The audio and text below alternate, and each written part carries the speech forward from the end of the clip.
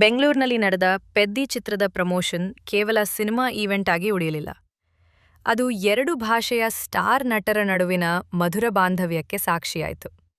ವೇದಿಕೆಯ ಮೇಲೆ ಮೈಕ್ ಹಿಡಿದ ಶಿವಣ್ಣ, ಗ್ಲೋಬಲ್ ಸ್ಟಾರ್ ರಾಮ್ ಚರಣ್ ಬಗ್ಗೆ ಆಡಿದ ಮಾತುಗಳು ಈಗ ಎಲ್ಲೆಡೆ ವೈರಲ್ ಆಗ್ತಿವೆ. ಈವೆಂಟ್ನಲ್ಲಿ ನಟ ರಾಮ್ ಚರಣ್ ಮಾತನಾಡಿ, ಪೆದ್ದಿ ಸಿನಿಮಾದಲ್ಲಿ ಶಿವಣ್ಣ ಸರ್ ನನ್ನ ಗುರು ಪಾತ್ರ ಮಾಡಿದ್ದಾರೆ. ಅವರು ಈ ಪಾತ್ರ ಮಾಡಿದ್ದು ನನಗೆ ಬಹಳ ಖುಷಿಯಾಯಿತು. ಯಾಕೆಂದ್ರೆ ಅವರು ಬಿಟ್ಟು ಬೇರೆಯವ್ರು ಮಾಡಿದ್ರೆ ಅಷ್ಟು ಚೆನ್ನಾಗಿರ್ತಾ ಇರಲಿಲ್ಲ. ಇವತ್ತು ಈ ಕಾರ್ಯಕ್ರಮಕ್ಕೆ ಶಿವಣ್ಣ ಬಂದಿರೋದಕ್ಕೆ ನನಗೆ ಬಹಳ ಸಂತೋಷ ಆಗುತ್ತಿದೆ. ಅಷ್ಟೇ ಅಲ್ಲದೆ ನಮ್ಮ ಸಿನಿಮಾದ ನಿರ್ದೇಶಕ ಬುಚ್ಚಿ ಬಾಬು, ಜಾಹ್ನವಿ ಕಪೂರ್, ಜಗಪತಿ ಬಾಬು, ಬೊಮ್ಮನ್ ಇರಾನಿ ಸೇರಿದಂತೆ ಸಾಕಷ್ಟು ಕಲಾವಿದರು ಇದ್ದಾರೆ. ಈ ಸಿನಿಮಾ ಇದೇ ಜೂನ್ 4ಕ್ಕೆ ರಿಲೀಸ್ ಆಗುತ್ತಿದೆ ಎಂದು ರಾಮ್ ಚರಣ್ ಹೇಳಿದ್ದರು.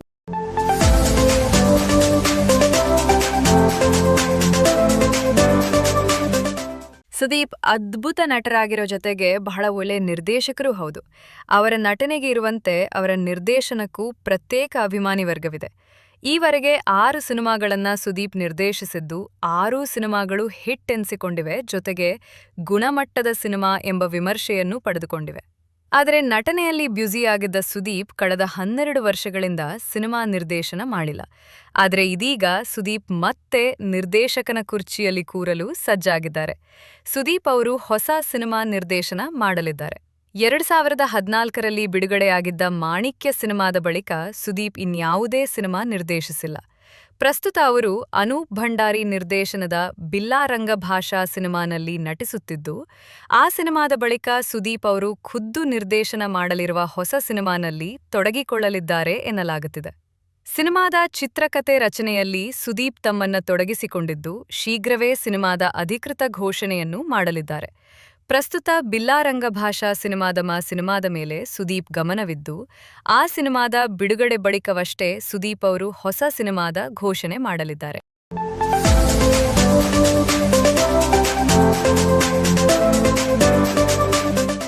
ಕಿಚ್ಚ ಸುದೀಪ್ ಪ್ರಸ್ತುತಪಡಿಸುತ್ತಿರುವ ಅವರ ಸೋದರಳಿಯ ಸಂಚಿತ್ ಸಂಜೀವ್ ನಟನೆಯ ಮ್ಯಾಂಗೋ ಪಚ್ಚ ಸಿನಿಮಾದ ಟ್ರೇಲರ್ ನಿನ್ನೆಯಷ್ಟೇ ಬಿಡುಗಡೆಯಾಗಿದೆ. ಸುದೀಪ್ ಅವರು ಈ ಸಿನಿಮಾವನ್ನು ಪದೇ ಪ್ರಮೋಟ್ ಮಾಡುತ್ತಿದ್ದು, ಇದೀಗ ಸಿನಿಮಾದ ಟ್ರೇಲರ್ ಬಿಡುಗಡೆಯಾಗಿದೆ. ಸಿನಿಮಾದ ಟ್ರೇಲರ್ ನೋಡಿದರೆ ಇದೊಂದು ಸಾಮಾನ್ಯ ಯುವಕನ ಅಸಾಮಾನ್ಯ ಕಥೆಯಂತೆ ತೋರುತ್ತಿದೆ. ಶಕ್ತಿ ಇರುವವರು ಯುದ್ಧ ಗೆಲ್ಲುತ್ತಾರೆ, ಆತ್ಮಶಕ್ತಿಯುಳ್ಳವರು ಸಾಮ್ರಾಜ್ಯ ಕಟ್ಟುತ್ತಾರೆ ಎಂಬ ಅಡಿಬರಹದೊಂದಿಗೆ ಬಿಡುಗಡೆಯಾಗಿರುವ ಈ ಟ್ರೇಲರ್ ಗಮನ ಸೆಳೆಯುತ್ತಿದೆ. ಸಾಮಾನ್ಯ ಯುವಕ ಪ್ರಶಾಂತ್ ಗೆಳೆಯರ ಬಾಯಲ್ಲಿ ಪಚ್ಚ ಆಗಿ, ಆ ನಂತರ ವ್ಯವಸ್ಥೆಯ ಹೊಡೆತಕ್ಕೆ ಸಿಲುಕಿ ಮ್ಯಾಂಗೋ ಪಚ್ಚ ಆಗುವುದು ಹೇಗೆಂಬುದನ್ನು ಮ್ಯಾಂಗೋ ಪಚ್ಚ ಸಿನಿಮಾ ಒಳಗೊಂಡಿದೆ. ಸಾಮಾನ್ಯ ಬಡ ಮಧ್ಯಮ ಕುಟುಂಬದ ಯುವಕ ಸಾಮ್ರಾಜ್ಯ ಕಟ್ಟುವ ಕನಸು ಕಾಣುವುದು, ಹಾಗೂ ಅದರ ಈಡೇರಿಕೆಗೆ ಮಾಡುವ ಪ್ರಯತ್ನಗಳು, ಆತನ ದಾರಿಗೆ ಅಡ್ಡಾಗುವ ವ್ಯಕ್ತಿಗಳು, ಅವರನ್ನು ನಾಯಕ ಹಿಮ್ಮೆಟ್ಟಿಸುವ ಬಗೆ ಇನ್ನಿತರೆಗಳನ್ನು ಈ ಸಿನಿಮಾ ಒಳಗೊಂಡಿದೆ ಎಂಬುದನ್ನು ಟ್ರೇಲರ್ ಹೇಳುತ್ತಿದೆ.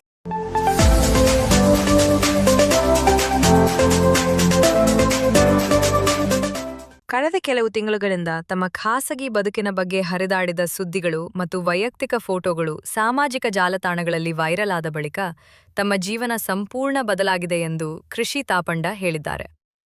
ತಮ್ಮ ಹಾಗೂ ಉದ್ಯಮಿ ನಡುವಿನ ಸಂಬಂಧದ ಬಗ್ಗೆ ಮಾತನಾಡಿದ ಅವರು, ಪ್ರಾರಂಭದಲ್ಲಿ ಸಾಕಷ್ಟು ಪ್ರೀತಿ ಸಿಕ್ಕಿತ್ತು, ಆದರೆ ಸಮಯ ಕಳೆದಂತೆ ಸಂಬಂಧದಲ್ಲಿ ಅಂತರ ಹೆಚ್ಚಾಯಿತು ಎಂದು ಹೇಳಿದ್ದಾರೆ. ನನಗೆ ಉಡುಗೊರೆಗಳು ಸಿಕ್ಕಿವೆ, ಹಣ ಸಿಕ್ಕಿದೆ, ಆದರೆ ಪ್ರೀತಿ ಮತ್ತು ಸಮಯ ಸಿಗಲಿಲ್ಲ. ಅದೇ ನನಗೆ ಹೆಚ್ಚು ನೋವು ಕೊಟ್ಟದ್ದು ಎಂದು ಕೃಷಿ ತಾಪಂಡ ಹೇಳಿದ್ದಾರೆ. ಸಂಬಂಧದಲ್ಲಿ ಉಂಟಾದ ಸಮಸ್ಯೆಗಳು ದೊಡ್ಡ ಮಟ್ಟದ ಭಿನ್ನಾಭಿಪ್ರಾಯಕ್ಕೆ ಕಾರಣವಾದವು. ಖಾಸಗಿ ಬದುಕಿನಲ್ಲಿ ನಡೆದ ಘಟನೆಗಳು ಸಾರ್ವಜನಿಕ ಚರ್ಚೆಯಾಗಿ ಮಾರ್ಪಟ್ಟವು ಎಂದು ಅವರು ಬೇಸರ ವ್ಯಕ್ತಪಡಿಸಿದ್ದಾರೆ.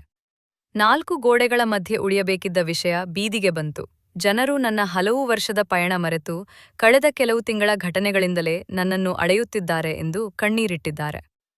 ಈ ಘಟನೆಗಳಿಂದ ಕೆಲಸದ ಅವಕಾಶಗಳೂ ಕಡಿಮೆಯಾದವು. ಜೀವನದಲ್ಲಿ ಆರ್ಥಿಕ ಸಂಕಷ್ಟ ಎದುರಿಸಬೇಕಾಯಿತು ಎಂದು ಹೇಳಿದ ಕೃಷಿ ತಾಪಂಡ, ಕಳೆದ 2 ವರ್ಷಗಳಿಂದ ಹೊರಜಗತ್ತಿನಿಂದ ದೂರವಾಗಿದ್ದೇನೆ ಎಂದಿದ್ದಾರೆ.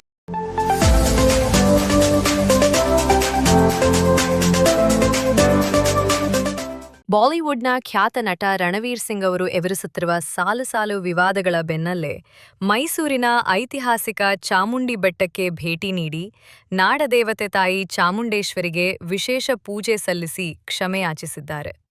ಅವರು ದಿಢೀರನೆ ಮೈಸೂರಿಗೆ ಭೇಟಿ ನೀಡಲು ಇತ್ತೀಚೆಗೆ ಅವರ ಸುತ್ತಿಕೊಂಡಿರುವ 2 ಪ್ರಮುಖ ವಿವಾದಗಳು ಕಾರಣವಾಗಿವೆ. ಕಳೆದ ವರ್ಷ ನವೆಂಬರ್ 28ರಂದು ಗೋವಾದಲ್ಲಿ ನಡೆದ ಅಂತಾರಾಷ್ಟ್ರೀಯ ಚಲನಚಿತ್ರೋತ್ಸವದ ವೇದಿಕೆಯಲ್ಲಿ ನಟ ರಣವೀರ್ ಸಿಂಗ್ ಅವರು ರಿಷಬ್ ಶೆಟ್ಟಿ ಅವರ ಕಾಂತಾರ ಒಂದು ಸಿನಿಮಾ ದೈವಾರಾಧನೆ ದೃಶ್ಯವನ್ನ ಹಾಸ್ಯಾಸ್ಪದವಾಗಿ ಅನುಕರಣೆ ಮಾಡಿದ್ದರು. ಅಷ್ಟೇ ಅಲ್ಲದೆ ಪವಿತ್ರ ದೈವವನ್ನ ಹೆಣ್ಣು ದೆವ್ವ ಎಂದು ಕರೆದು ವ್ಯಂಗ್ಯವಾಡಿದ್ದರು. ಕರಾವಳಿಯ ದೈವಾರಾಧಕರಿಗೆ ಮತ್ತು ಕನ್ನಡಿಗರ ಧಾರ್ಮಿಕ ನಂಬಿಕೆಗಳಿಗೆ ಇದರಿಂದ ತೀವ್ರ ಧಕ್ಕೆಯುಂಟಾಗಿತ್ತು. ಈ ಬಗ್ಗೆ ಬೆಂಗಳೂರಿನ ಹೈಗ್ರೌಂಡ್ಸ್ ಪೊಲೀಸ್ ಠಾಣೆಯಲ್ಲಿ ರಣವೀರ್ ಸಿಂಗ್ ವಿರುದ್ಧ ಧಾರ್ಮಿಕ ಭಾವನೆಗೆ ಧಕ್ಕೆ ತಂದದ ಆರೋಪದ ಮೇಲೆ ಎಫ್ಐಆರ್ ದಾಖಲಾಗಿತ್ತು.